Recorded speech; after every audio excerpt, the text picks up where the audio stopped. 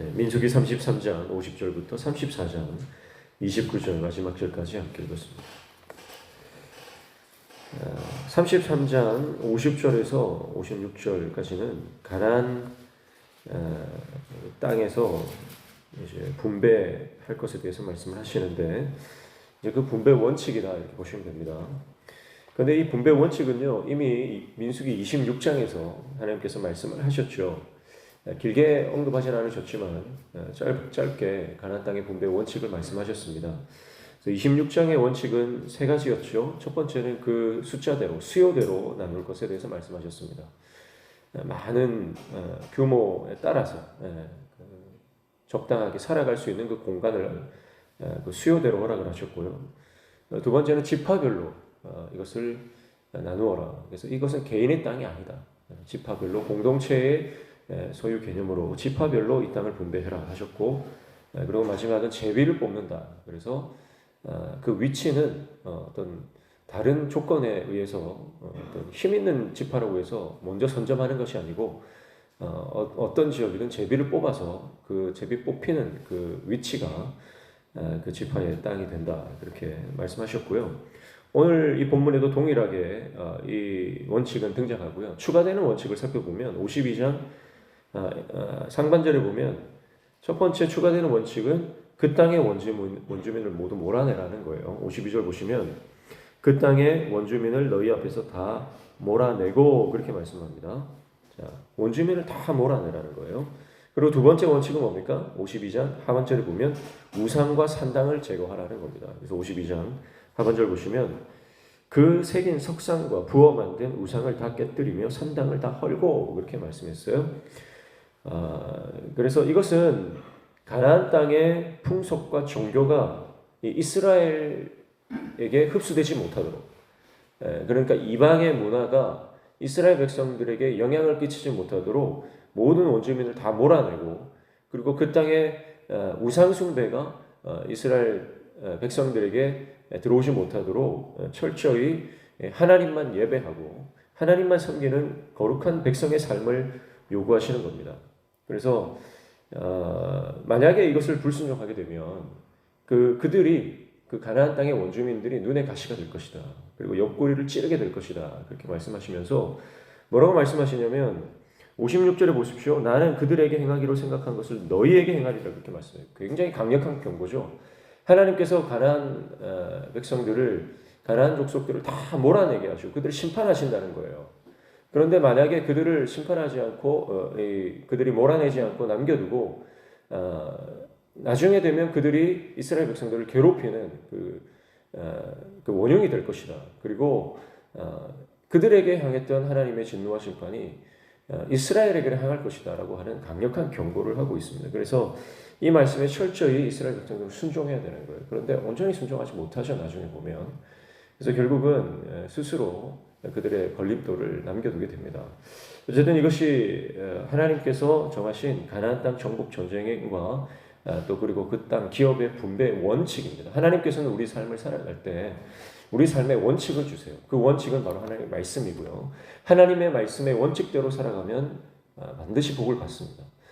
그리고 하나님의 말씀의 원칙대로 원리대로 살아가면 후유증이 없는 거예요. 그래서 내가 눈에 보기에 좋다고 선택하는 것이 아니고 내 생각과 내 판단으로 결정하는 것이 아니라 하나님의 말씀의 원칙을 잘 기억하고 그 원칙대로 모든 결정과 선택을 하며 나아갈 때에 하나님께서 그것을 기뻐하시는 줄로 믿습니다.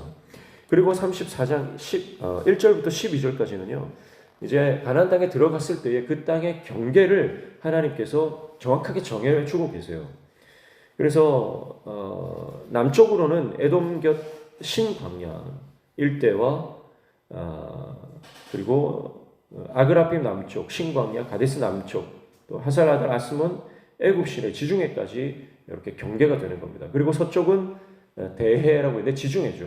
지중해가 경계가 되고요. 북쪽도 지중해를 포함한 호르산, 하맛, 어귀, 스닷, 스비론, 하살, 에난, 그리고 동쪽으로는 하살, 에난과 스밤, 리블라, 긴네렛 동쪽 요단까지가 이제 경계가 됩니다. 그러니까 동서남북으로 하나님께서 정확한 경계를, 가나안 땅 이스라엘 백성들이 거주할 그 경계를 정확하게 정해주시고 있습니다. 여기에는 이제 르우벤 지파, 갓 지파, 므낫세 반 지파는 포함이 되지 않죠. 9지파 반이 그 땅에서 살아갈 경계를 다 정해주시는 겁니다.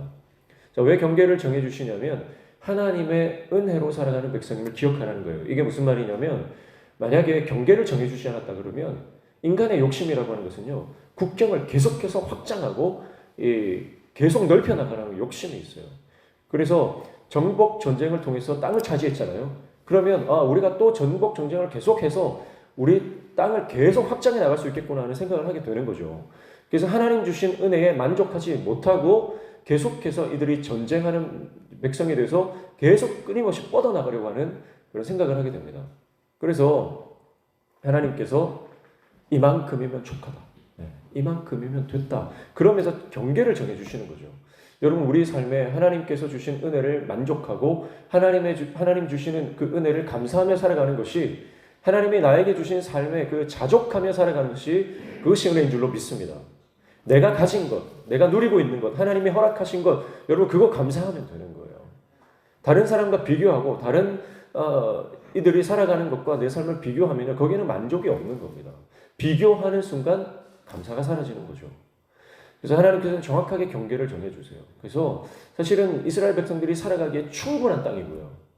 여기에서 하나님의 은혜를 누리며 살아가고, 중요한 것은 그 땅의 크기가 아니라 하나님께서 주신 그 땅에서 어떻게 살아가는가 하는 겁니다.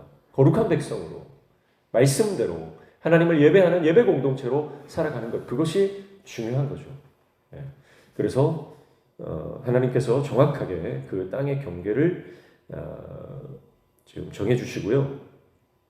그리고 13절부터 29절까지는 이제 그 땅 분배하는 책임자들을 임명해 주세요. 그렇죠?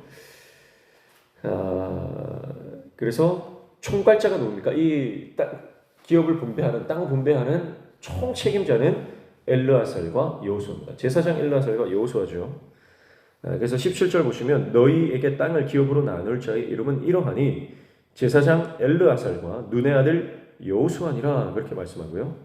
그리고 나서 지파별로 또 한 명씩 지도자를 하나님께서 직접 언급해 주세요.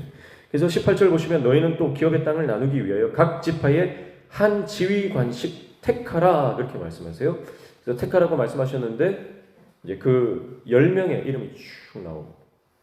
그래서 각 지파별로 이름이 쭉 나오는데요.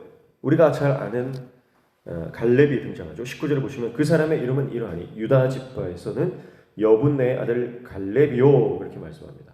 자, 가장 선두의 유다 지파가 선두이기 때문에 갈렙부터 소개를 하고 있습니다.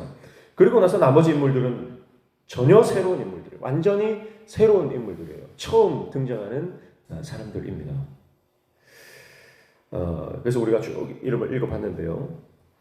사랑하는 성도 여러분, 이제 이스라엘 백성들이 가나안 땅에 들어가서 그 땅을 차지하게 될 것이고 그 땅을 분배하게 될 것입니다.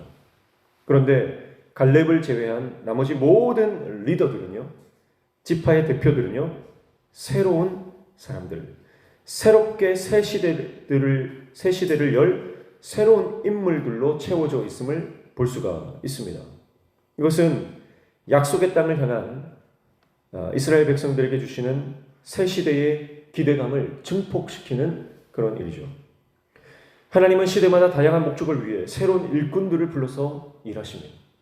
그래서 숨겨져 있던 인물들, 전혀 새로운 뉴 페이스들을 하나님께서 일으키시고 그들을 통해서 일하신다라고 하는 것입니다. 그렇게 하나님은 새 일을 이루시는 분이고요. 그리고 새로운 하나님의 사명자들을 불러내셔서 그들에게 귀한 사명을 허락해 주십니다. 하나님께서는 오늘 우리에게도 새로운 시대와 또 새로운 은혜와 또 새로운 사명을 허락해 주시는 줄로 믿습니다.